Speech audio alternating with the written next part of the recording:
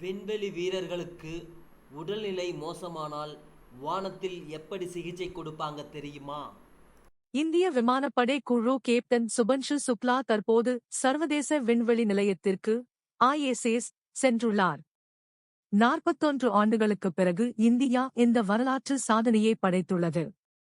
NASA, ISRO, ஐரோப்பிய விண்வெளி நிறுவனம் மற்றும் தனியார் நிறுவனமான ஆக்சியோம் ஸ்பேஸ் ஆகியவற்றின் ஆக்சியோம் SPAC-4 மிஷனின் கீழ் அவர் விண்வெளி நிலையத்தை அடைந்துள்ளார்.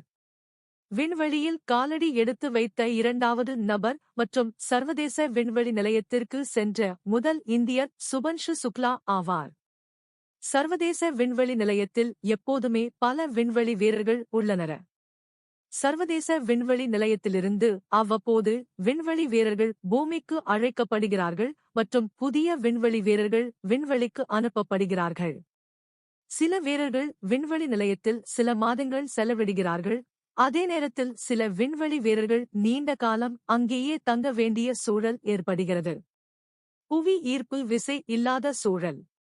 ஜூன் 2025 ஆண்டுக்குள் உலகின் 20க்கும் மேற்பட்ட நாடுகளைச் சேர்ந்த 280க்கும் மேற்பட்ட விண்வெளி வீரர்கள் சர்வதேச விண்வெளி நிலையத்தை ISS பார்வையிட்டுள்ளனர்.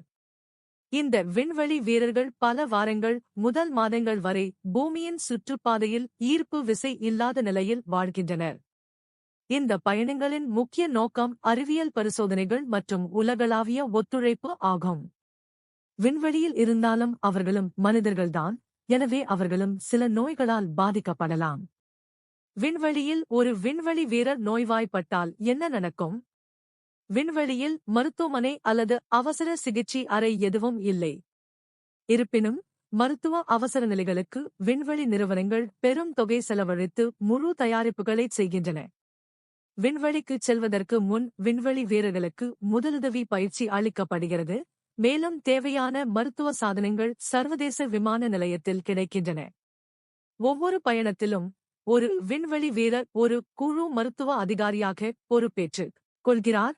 அவர் ஒரு கைதேர்ந்த மருத்துவராக இல்லாவிட்டாலும் பொதுவாக அடிப்படை மருத்துவ பயிற்சி பெற்றவராக இருப்பார்.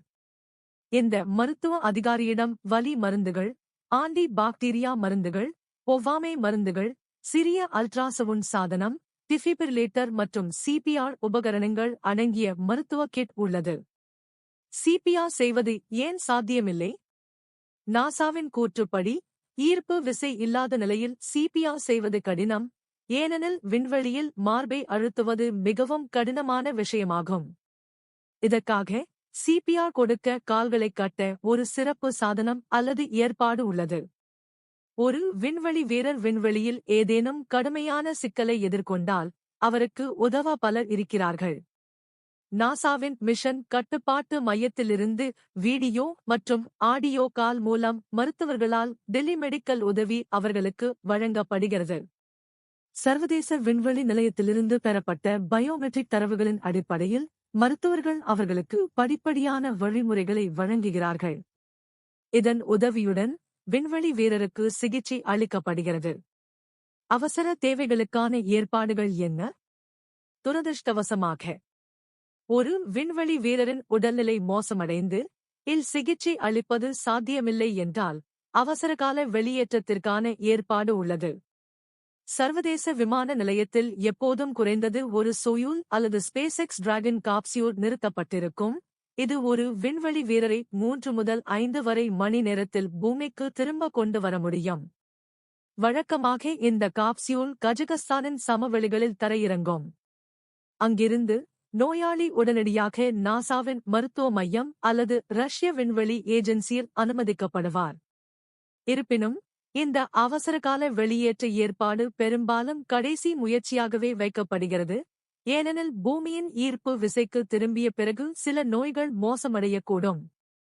20 ஆண்டுகளுக்கும் மேலான செயல்பாட்டில் மருத்துவ அவசரநிலை காரணமாக எந்த விண்வெளி வீரரையும் இதுவரை அழைத்து வரும் சூழல் ஏற்பட்டதில்லை.